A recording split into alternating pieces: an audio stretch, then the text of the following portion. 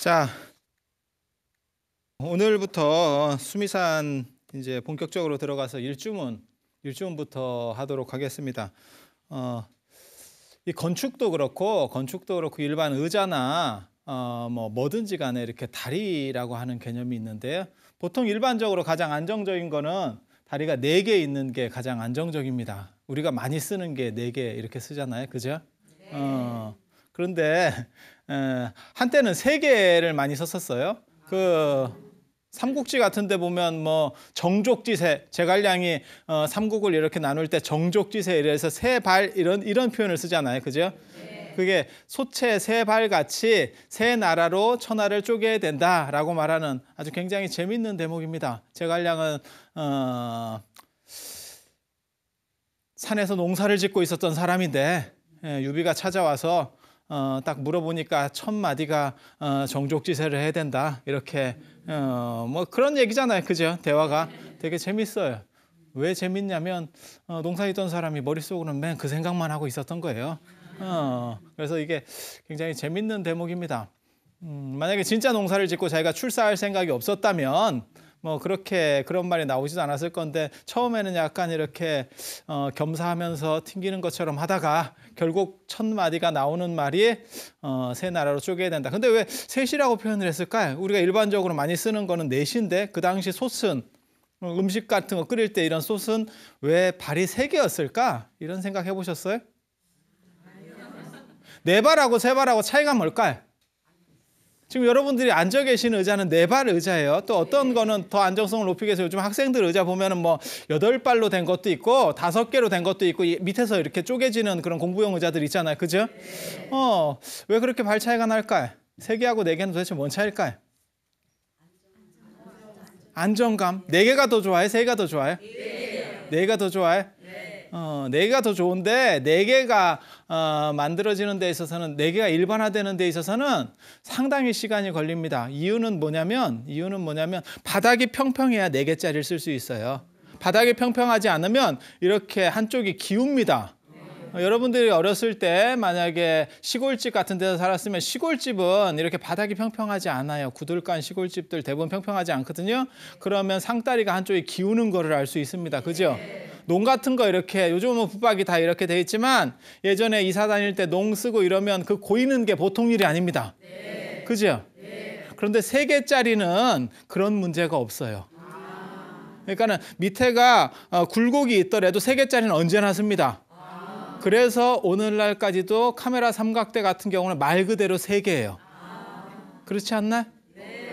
그래서 3개랑 4개의 차이는 뭐냐면 바닥이 얼마나 평평한 생활을 우리가 했는가에 대한 그런 차이라고 보시면 돼요. 그래서 예전에는 바닥이 평평하지 않았기 때문에 3개짜리가 선호되는 거고 3개짜리는 어떤 위치에서 씁니다. 네? 어떤 상황에서 씁니다. 머릿속으로 생각해 보시면 아시겠지만 4개는 평평도가 유지가 안 되면 쓰질 않아요. 쓰질 않아요. 그래서 그런 차이라고 볼 수 있어요. 그래서 4개가 당연히 안정된 겁니다. 쓸 수만 있으면.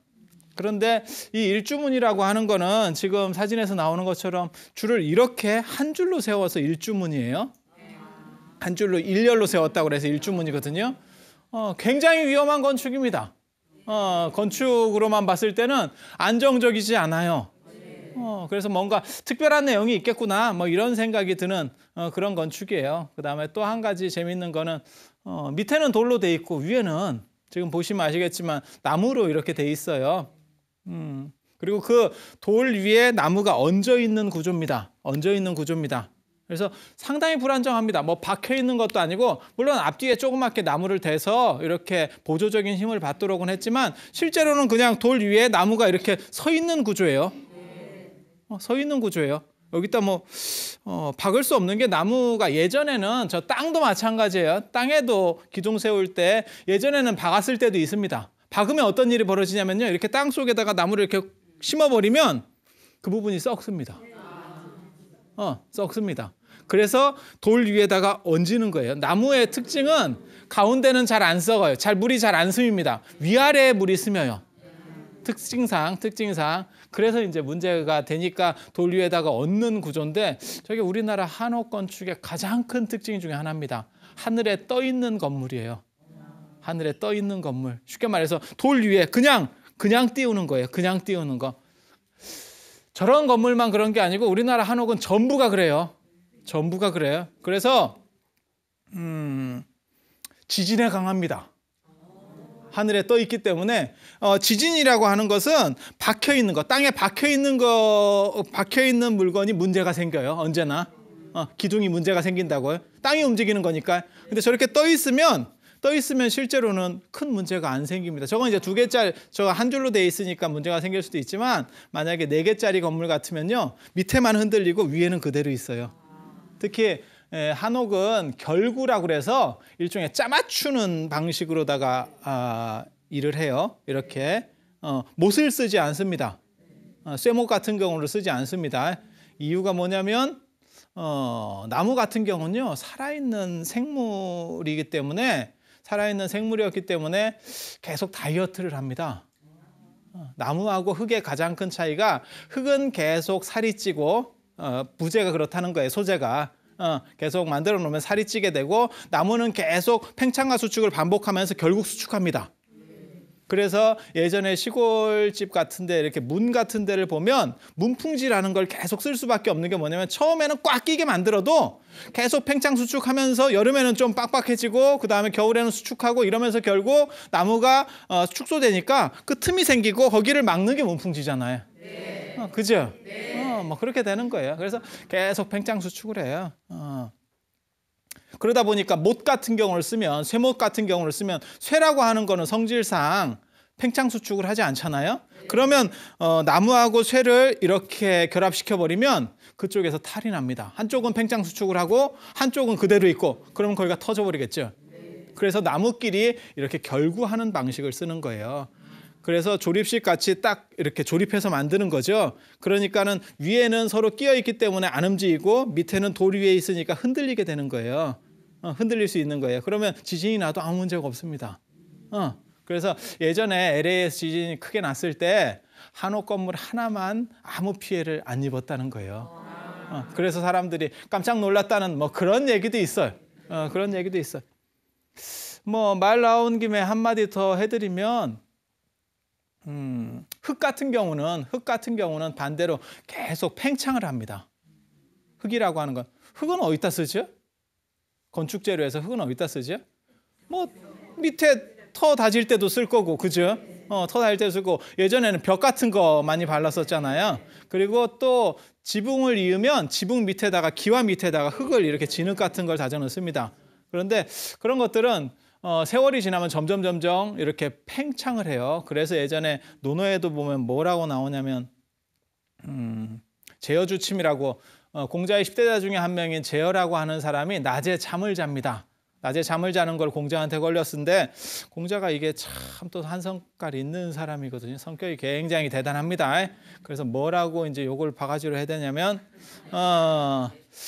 썩은 나무를 가지고는 조각을 할 수 없고, 무너지는 흙담장으로는 색을 칠할 수가 없다. 이미 흙담장이 무너져 내리고 있는데 거기다 어떻게 색을 칠하겠느냐. 한번 팽창되기 시작하는 흙은 있잖아요. 방법이 없습니다. 기와를 이을 때도 마찬가지예요. 기와 이을 때도 기와 밑에 흙을 넣는데 그 기와 밑에 있던 흙도 점성을 조금씩 잃어가요. 그래서 나중에 그 흙을 내리고 만약 기와를 다시 얹게 되면 있잖아요. 그 흙을 다시 물 반죽해서 쓸 수 있는 게 아닙니다. 그 흙은 처리를 다시 해야 되고, 그 다음에 새로운 흙을 가지고 씁니다. 안 그러면 점성이 없어져요. 그래서 이 건축 재료가 재밌습니다. 한쪽은 나무 같은 경우는 다이어트를 한다는 거, 그 다음에 흙은 계속 이렇게 살이 쪄가요. 계속 팽창하는 그런 속성을 가졌다는 거, 뭐 그런 정도 알아두시면 되겠습니다. 그래서 이 일주문, 기둥 자체를 한 줄로 세웠다고 그래서 일주문인데, 불교 우주론에서는 수미산을 시작하는 어떠한 경계를 나타냅니다. 그냥 사진만 봐도 이게 특별한 건축 목적이, 그러니까 실용성이 있는 건축은 아니라는 걸 알 수 있어요. 건축이라고 하는 건 그 안에 사람이 들어가야 되고 뭐 이런 부분이 있는데, 저 밑에는 완전히 저건 통과되는, 그리고 불교 문의 가장 큰 특징은 문짝이 없다는 겁니다. 일주문 하면 문인데 그냥 뭐 문짝이 없어요. 그러니까 막으려고 하는 속성은 없다는 걸 알 수 있죠. 이게 종교적인 특징 중에 하나입니다. 그러니까는 뭐 절에서 흔히 말하는 그런 얘기 있어요. 오는 사람 막지 않고 가는 사람 잡지 않는다. 딱 그런 얘기가 가장 잘 나타날 것 같은 그런 문이 저런 일주문입니다. 일주문. 그리고 주변에도 뭐 벽도 없고 문도 없고 벽도 없고 그죠? 그래서 저게 어떤 상징적인 걸 나타낸다라는 정도를 이해하시면 돼요. 이렇게 딱 보면 일반 건축하고는 다르니까. 그래서 무슨 상징을 나타내느냐? 이 안이 어떤 성역이다라는 걸 나타내는 어떤 기념비적인 그러한 건축이라고 보시면 돼요. 그래서 자, 일주문에 대한 부분 조금 더 볼까요? 이 옆에서 찍은 겁니다. 옆에서 찍은 거 보시면 아시겠지만 돌 위에 얹어 있는 구조고 옆에 이제 나무들이 약간씩 잡고 있는 그 정도 건축이에요. 그리고 양옆으로 이렇게 나무판이 붙어 있는데 양옆으로 붙어 있는 거는 이제 빗물이 들여칠까봐 그걸 이제 막아주는 뭐 그런 내용들입니다. 이건 이제 통도사 일주문.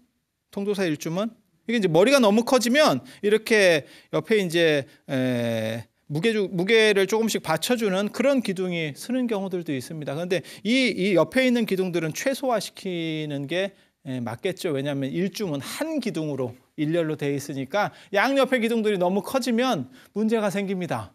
그러면 뭐 3주문이 될 수도 있고 기둥이 여러 개가 되니까 뭐 그런 문제들이 생겨요. 그래서 크게 만드는 것도 좋지만 이게 전체적으로 만드는 데 있어서는 불교 건축에 있어서는 기본 법칙이라는 게 있어요. 그러니까 룰이라는 게 있다고요. 근데 그런 것들이 어긋나면 이제 좀 문제가 되죠.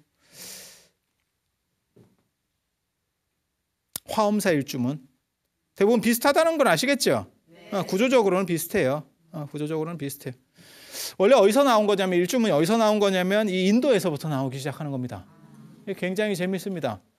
인도에 이게 산치대탑인데 인도에 가면 산치라고 하는 보팔이라고 하는 지역이 있어요. 거기에 이 산치대탑이 있습니다. 산치대탑이 이게 참 애틋한 어떠한 사랑 얘기가 서려 있는 뭐 그러한데요. 예전에 부처님 돌아가시고 나서 200년 뒤에 아쇼카 왕이라고 하는 사람이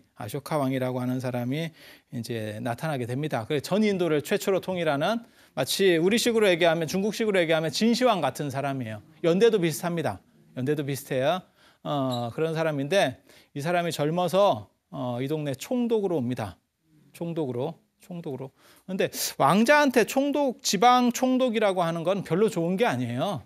우리식으로 말하면 무슨 뭐 관찰사 뭐 이런 건데 아니면 뭐 그런 정도 지위인데 그게 일반인들에겐 굉장히 높은 지위죠. 지방 관찰사 이런 거 굉장히 높은 지위지만 이게 왕자한테 지방 관찰사라고 하는 건 별로 높은 지위가 아닙니다. 이건 좌천 비슷한 이런 거예요. 근데 아버지가 빈두사라라고 하는 아버지가 아쇼카를 싫어해요. 싫어해서 이제 나타나는 사건 중에 하나인데 그때 여기로 갔을 때 여기 총독으로 발령받았을 때 여기서 사랑하는 여자를 만납니다. 아쇼카가 인물이 굉장히 취했다는 사람이거든요. 인물이 굉장히 안 좋았대요. 근데 거기에 이제 또 내용들이 있습니다. 이게 깊은 거기 굉장히 재밌는 내용이 있는데 부처님한테 원래 모래공양을 올리고 아쇼카가 왕이 돼요. 그 공덕으로 모래공양을 올리고 그래서 그게 이제 얼굴이 추하게 나타나는 뭐 그런 양상이 생깁니다. 그러니까는 공양을 올릴 때 좀 좋은 걸 올렸으면 좋았는데 모래를 올리고 전생에 꼬마애였을 때 아쇼카 왕이 소꿉놀이를 하다가 전생 얘기예요. 소꿉놀이를 하다가 지나가시는 부처님을 보고 자기네들이 모래를 가지고 쌀이라고 하면서 놀고 있었대. 그래서 그거를 쌀이라고 얘기하면서 준 그 공덕으로 대왕이 됐다는 거예요. 그런데 그때 부처님이 뭐라고 말씀하시냐면 쟤는 저 신심 있는 공덕으로 해서 왕이 되겠지만 내가 죽고 난 뒤에 200년 뒤에 제 인도를 통일하는 대왕이 되겠지만 모래를 보시하고 얻은 공덕이기 때문에 복덕이기 때문에 그 용모가 추하다 이런 얘기를 합니다. 그래서 용모가 추해서 이제 이 사람을 좋아해 주는 사람이 없었다 그래요. 그런데 이때 여기서 자기를 사랑해 주는 여자를 만납니다. 그래서 여기서 이제 애를 낳게 되죠. 그게 마힌다하고 상가미타라고 하는 위에가 마힌다가 남자이고 밑에가 상가미타가 여자이고 그렇게 나왔는데 뭐 결국은 총독 임기가 끝나면서 자기는 다시 수도로 돌아가요. 수도로 돌아가요. 그렇게 해서 돌아가고 그 여자가 그렇게 얘기합니다. 당신이 돌아오도록 기다리겠다. 뭐 춘향전 비슷한 그런 스토리예요. 그런데 이런 경우 한번 가면 잘 안 옵니다. 심수봉 노래에도 있잖아요. 왜? 남자는 배 여자는 항구 가면 안 오는 거요. 게다가 왕자니까 수도로 돌아가고 난 뒤에는 다시 수도에서의 생활 때문에 까먹었어요. 그런데 이 여자가 아쇼카를 계속해서 동구밖에까지 나와서 기다리면서 우리식으로 말하면 망부석 전설이 생깁니다. 결국 그러다가 죽어요. 결국 죽게 되고 아쇼카 왕이 나중에 인도를 통일하게 되고 전인도를 최초로 통일하게 되고 그렇게 승승장구할 때 그 아들이 찾아가서 자기 어머니 얘기를 해줍니다. 어머니가 당신을 기다리다가 이렇게 돌아가셨습니다. 라고 해서 아쇼카 왕이 이미 사람은 죽었고 너무너무 애틋한 뭐 이런 얘기죠. 그래서 어떻게 하면 그 죽은 여자에게 좋은 공덕을 심어줄 수 있을까라고 해서 모신 게 부처님 사리를 그 여자 이름으로 모셔서 탑을 만들어줬습니다. 이게 이제 그 탑이에요. 굉장히 큽니다. 굉장히 큽니다. 인도에 가면 이렇게 남녀의 사랑과 관계된 두 가지 우물 굉장히 대단한 게 있어요. 이거 하나 가지고도 세계 문화유산에 들어가 있어요. 지금부터 2200년 전에 기본적인 게 만들어지기 시작했고 그 다음에 탑도 굉장히 큽니다. 물이 이거 뭐 녹화장보다도 훨씬 더 직경이 커요. 우리나라 탑같이 그렇게 생각하시면 안 됩니다. 사람이 저 난간까지도 키가 못 올라가요. 저 굉장히 커요. 가보면 더 커요. 그런데 이 탑에서 보시면 난간을 둘렀고 이 앞에 이게 문입니다. 이 문이 4개가 있어요. 이런 문이. 그러니까 그걸 기념해서 만든 문이에요. 기념해서 만든 문. 이 탑에 들어가는 지금 저쪽 왼쪽에서도 하나 더 보이잖아요. 그죠? 이런 식으로 이게 일주문의 시작이에요. 이 뒤에는 성스러운 것이 있어라고 말하는 거예요. 성스럽고 기릴 만한 게 있어. 누구를 기릴 만하겠어요? 지금 이 뒤에 부처님의 사리가 들어있으니까 부처님을 기릴 만하겠지. 그거는 성스러운 공간이야. 여기서부터는 성스러운 공간이야. 이런 걸 보고 성과 속을 나눈다 그래요. 속된 경계에서 성스러운 곳으로. 조금 지나면 이제 우리도 소떼 얘기도 할 거예요. 그 소떼도 내나 그런 의미거든요. 성스러운 걸로 나누는 그런 거예요. 그래서 이렇게 나누어졌는데 중국으로 오면 이제 이런 식으로 이거 이제 패방이라고 돌로 만들었다 석패방이라고 합니다. 내나 마찬가지인데 3개로다가 좀 늘어났죠. 종교적인 거는 중국 문화권에서 종교적인 거는 1, 3, 5, 7, 9 이렇게 갑니다. 홀수로 갑니다. 홀수. 그러니까 절에서 절을 할 때도 한 번 절하거나 3번 절하거나 뭐 이런 식으로 가는 거고 탑도 1층 탑, 3층 탑, 5층 탑, 7층 탑, 9층 탑, 뭐 13층 탑 이렇게 홀수로 가는 겁니다. 짝수로 움직이지 않아요. 부처님도 한 분 모시다가 그 다음에 3분, 3존, 5존 이렇게 모시는 거고요. 왜냐하면 홀수라고 하는 게 하늘을 상징하고 양을 상징하고 정신을 상징하고 이렇게 되는 거예요. 짝수는 음을 상징하고 땅을 상징하고 형이하적인 거를 상징하고 이렇게. 그래서 이거를 기수우수라고 하는데 홀수가 일단 더 좋은 거라고 보시면 돼요. 홀수가. 그래서 그 홀수적인 부분을 차용했다고 보시면 됩니다. 절에서만 그런 게 아니고 종교적인 거나 신성한 부분, 그러니까 뭐 제사랑 관계되거나 이런 부분들도 다 마찬가지예요. 다 마찬가지예요. 홀수 중심입니다. 홀수 중심. 그래서 여기 같은 경우는 3개로 늘렸지만 문 구조가 비슷하죠? 그래서 인도에서 오는 거예요. 인도에서 오는 거. 이게 우리나라까지 오면 홍쌀문이 됩니다. 홍쌀문이 됩니다. 이게 이제 수원의 건능이라고 능 앞에 이런 홍쌀문 많이 보셨죠? 저거는 이제 정문이라고도 해요. 정려문 이렇게도 하는데 예전에 저 홍쌀문이 저기만 왕릉 앞에만 있는 게 아니고 무슨 뭐 효도한 효렴으로다가 벼슬에 올라갔다거나 안 그러면 연려가 됐다거나 연려문이 내려오면 내가 이런 거 있잖아요. 이렇게. 이게 인도에서부터 이렇게 유래가 돼서 나오는 겁니다. 그리고 이게 어디까지 가냐면 이게 일본의 도리락 하는 거예요. 신사. 일본 신사 앞에. 이게 이제 일본까지 가는 그렇게 인도에서부터 일본까지 쭉 문화들이 가는 거예요. 이러한 문 형식이 일주문의 원형입니다.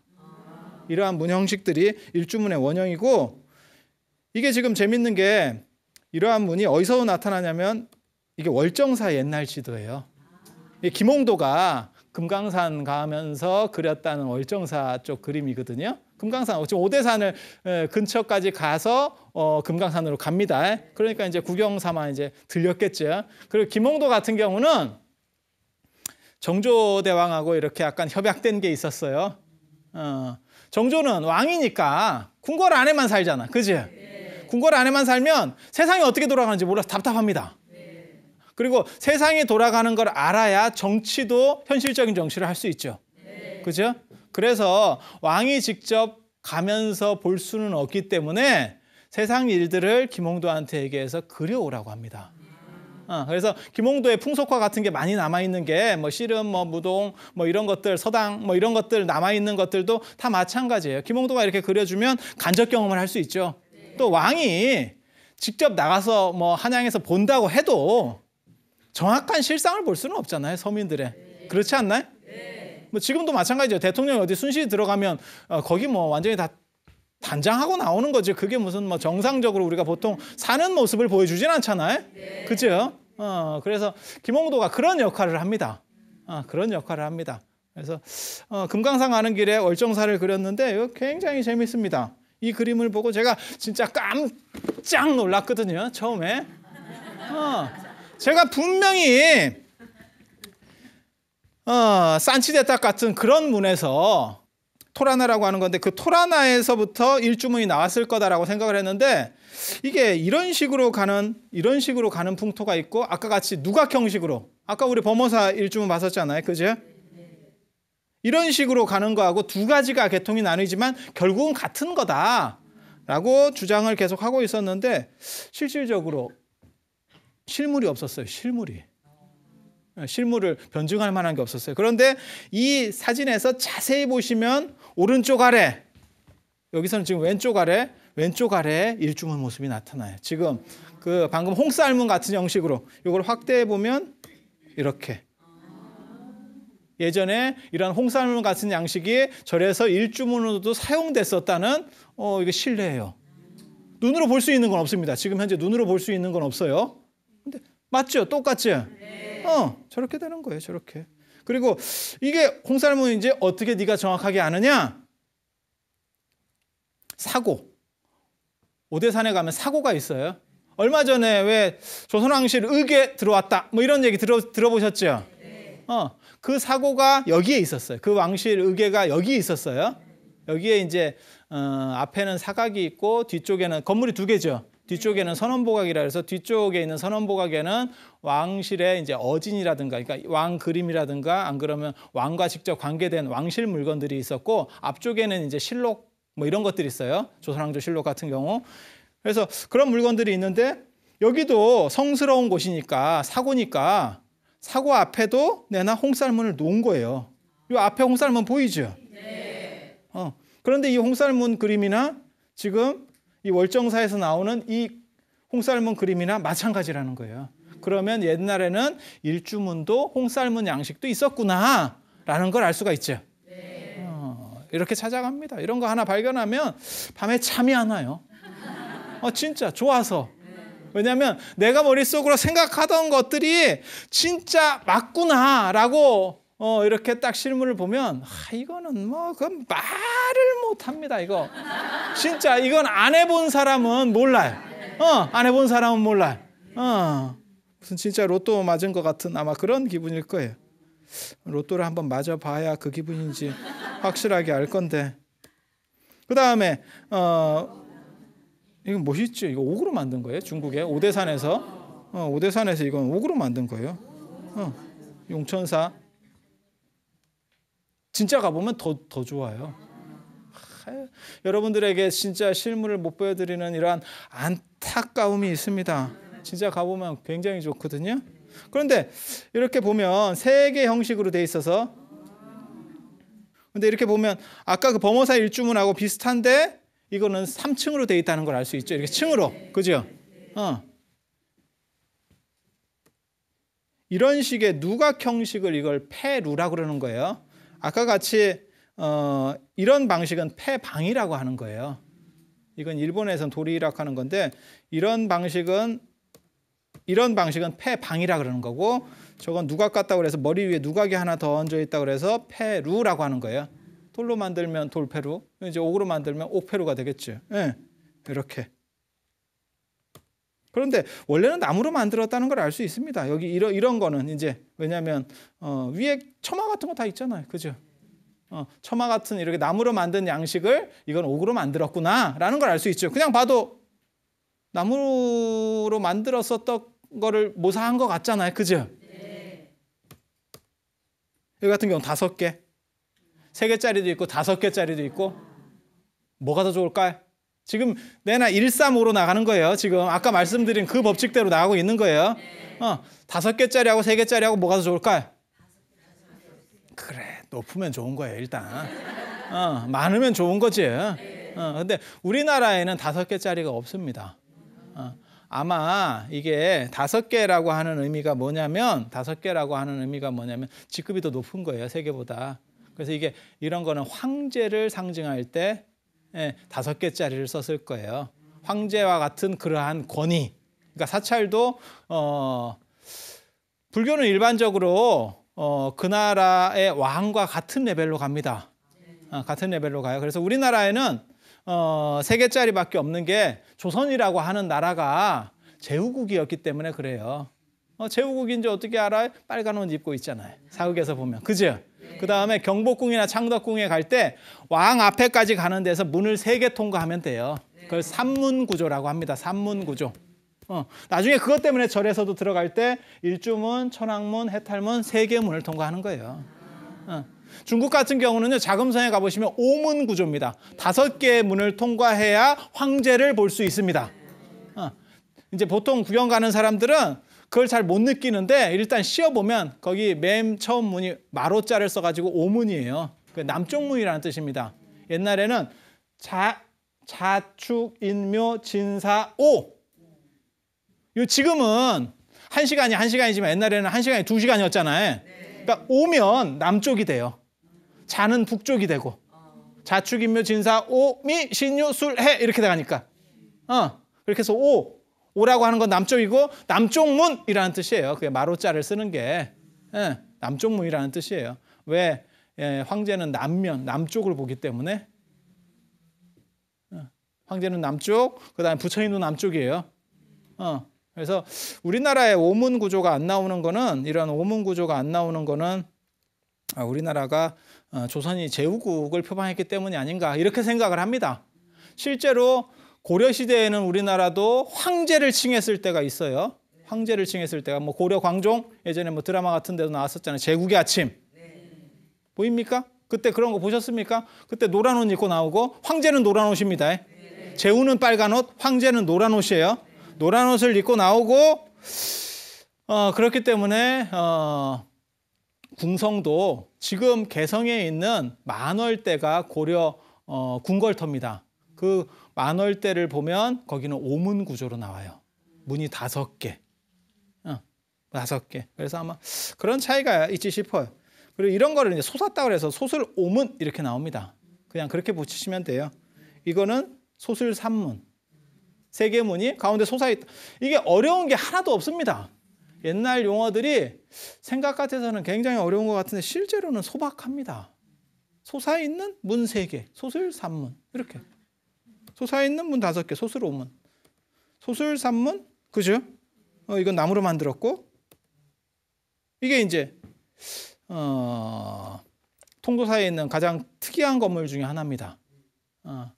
이렇게 이건 통도사 일주문이 아니에요. 일주문은 아까 본 거고 이거는 통도사 안에 있는 계산조당 이렇게 해서 사당. 저 뒤에 원래는 자장스님 사당이 있었던가 봐요.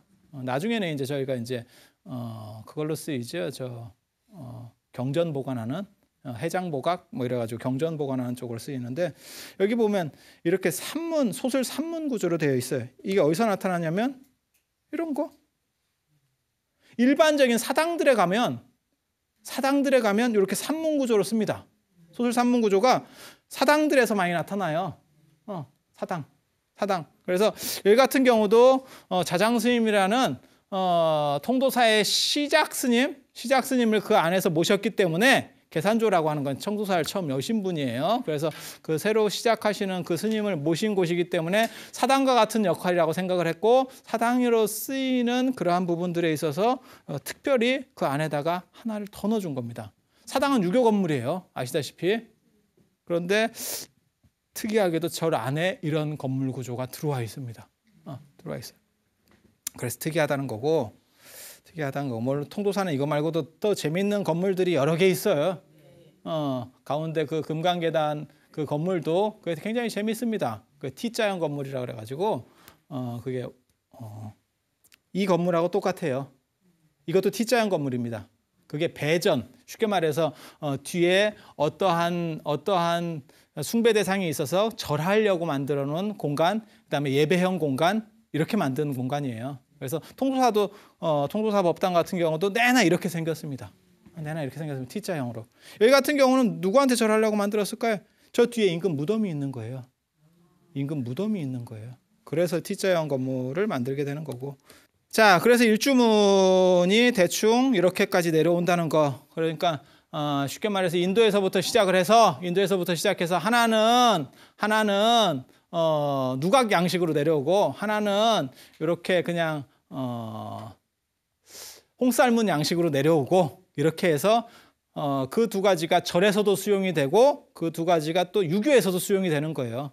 그래서 왕릉 앞에도 아까 있었고, 그 다음에 뭐 연료문이라든가 그런 쪽에도 홍쌀문이 내려가는 거고, 그런 거를 정문이라고 하고, 정려문이라고 하는 거고, 그 다음에 또 사당 쪽으로 들어가면 우리 일주문 같은 건데 이렇게 한 번 더 솟아있는 양식으로 간다는 거. 그런데 절에 있는 일주문은 솟아있는 양식으로는 잘 안 가요. 그냥 일률적으로, 일방적으로. 우리나라 일주문은 특징이 아까 그 범어사 일주문처럼 한 방향으로 갑니다. 이렇게 중간에 솟아있는 게 아니고, 이거 통도사 일주문, 범어사 일주문 지금 한 방향으로만 간다는 걸 알 수 있죠. 중간에 솟아있는 양식이 아니라는 거. 뭐 그런 차이가 있어요. 그리고 이러한 문의 특징은 뭐냐면, 이러한 문은 무엇을 의미하냐면 그 뒤에 신성한 공간이 존재해, 숭배할 대상이 있어 라고 말하는 거예요. 라고 말해주는 거예요. 그래서 일주문이라는 게 그러한 양식과 내용을 가졌다는 거, 그 정도 생각을 하시고, 그리고 그 연원이 인도에서부터 시작된다는 거, 아시면 되고, 그 다음에 일주문 다음에 볼 수 있는 게 이러한 당간입니다. 당간 아세요? 당간을 몰라요? 지금도 쓰잖아요. 우리가 쓰는 표현에 있잖아요. 좌우당간, 좌우지간, 이런 표현 모릅니까? 좌우가 똑같이 생겼죠. 그래서 좌우당간이라고 하는 거예요. 좌우지간에, 우자지간에, 뭐 좌우당간에 뭐 이렇게 똑같이 생겼잖아요. 이건 당간지주예요. 원래는 당이 그 가운데 있습니다. 당이 그 가운데 있고, 이거는 그걸 받치는 기둥 부분이에요. 기둥 부분.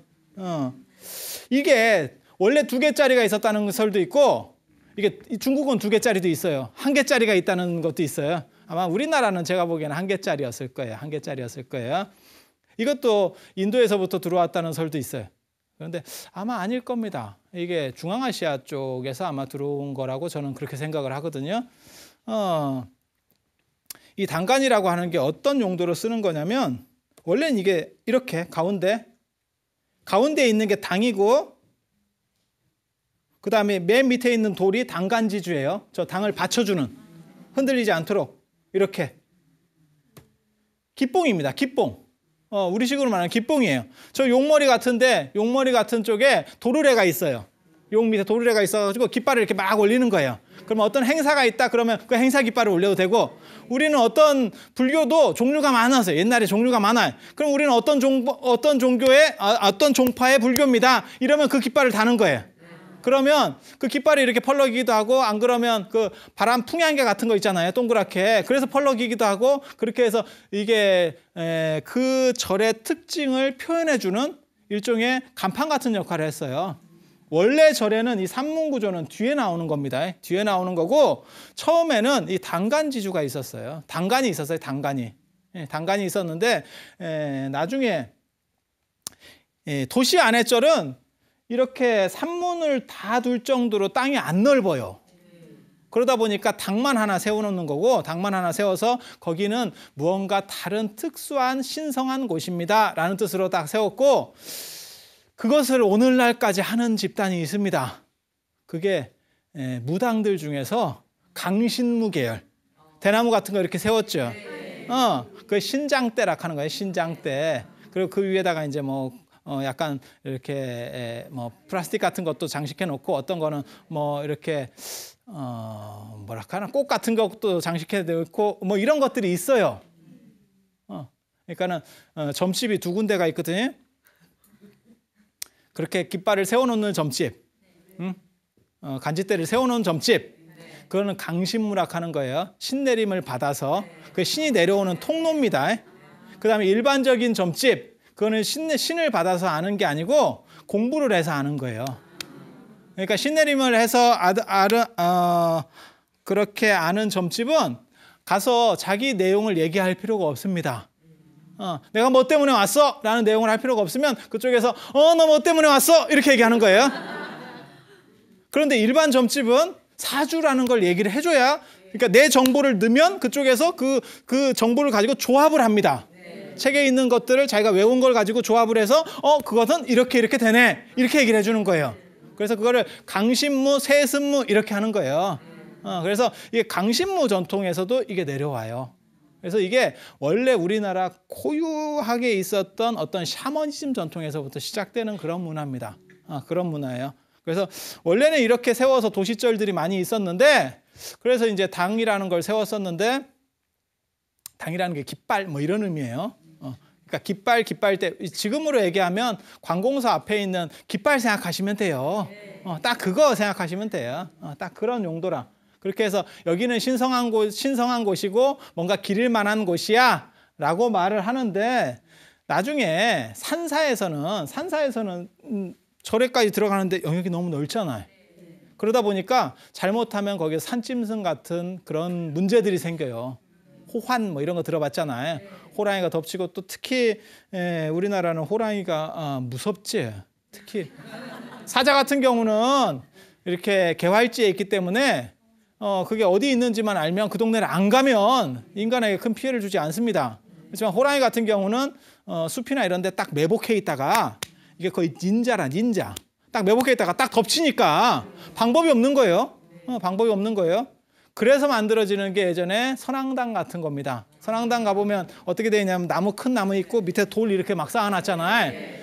그 돌이 호랑이나 뭐 이런 짐승이 나타나면 멧돼지나 뭐 이런 나타나면 그게 이렇게 던지는 돌입니다. 원래. 그러니까는 요즘 저 강원도 쪽에 가면 뭐가 있냐면 중간중간에 모래 쌓아놓은 거 있어요. 그게 이제 뭐 눈이 오거나 이렇게 갑자기 오면 모래 같은 거 뿌리고 염화칼슘 같은 거 뿌리고 쓰라는 얘기거든요. 그게 그런 용도입니다. 그래서 그게 동구 바깥쪽에 있는 거예요. 그러니까 투석전하고 있으라는 거예요. 그러면 짐승들이 어느 정도 이상 물러가면 들어가면 되는 거잖아요. 원래는 거기서 시작한 거예요. 원래는 거기서 시작된다고. 그런데 그런 식으로 산에 있는 절들은 상대적으로 위험한 거예요. 위험 요소가 더 많아요. 그런데 인기척이 있고 그런 기운이 느껴지면 짐승들이 약간씩 피합니다. 그래서 산에서는 이렇게 문을 여러 개 만들어서 길게 벌려버리는 거예요. 그러면 인기척이 있고 그러면 사람들이 그쪽을 짐승들은 좀 피해 가겠죠. 만약에 이런 배려가 없다면 절에 왔다가 무슨 뭐 호랑이한테 물려갔다 이러면 절 입장에서는 굉장히 치명적이겠죠. 그렇지 않겠어요? 그렇게 되는 거죠. 그래서 이런 관리하기는 더 어려워요. 관리하기는 절에서 떨어졌기 때문에 더 어렵지만 이렇게 천왕문이라든지 일주문을 더 멀리까지 벌려놓는 겁니다. 그러면 오는 사람들이 여기서 절이구나라는 것도 알 수도 있고 그 다음에 짐승들의 피해도 줄일 수 있고 그 다음에 그것을 통과하면서 사람들이 조금씩 마음을 닦아가면서 접근해 갈 수 있는 그런 여러 가지 조건들이 만들어지는 거예요. 그래서 산지가람에는 일주문, 천왕문, 해탈문의 산문구조가 일반적으로 나타나게 되는 거고 그 다음에 일반 도시절에서는 이러한 당, 당을 세우거나 이런 것들이 있는 거예요. 그리고 이 당 세우는 게 원래는 더 오래된 문화입니다. 이 오래된 문화, 왜 이런 당을 세우게 되고 이 당의 의미가 도대체 뭔지, 이런 내용들 굉장히 중요합니다. 그리고 그게 우리나라 어떤 샤머니즘, 중앙아시아에서 내려오는 샤머니즘, 그 다음에 우리나라에서 가장 오래된 그러한 문화 중에 하나거든요. 그러한 내용들에 대해서는 다음 시간에 이어서 할 수 있도록 그렇게 하겠습니다. 그래서 오늘은 일주문과 그 다음에 이 당간지주에 대한 이야기들 이 정도로 해서 마치도록 하겠습니다. 자, 수고들 하셨습니다.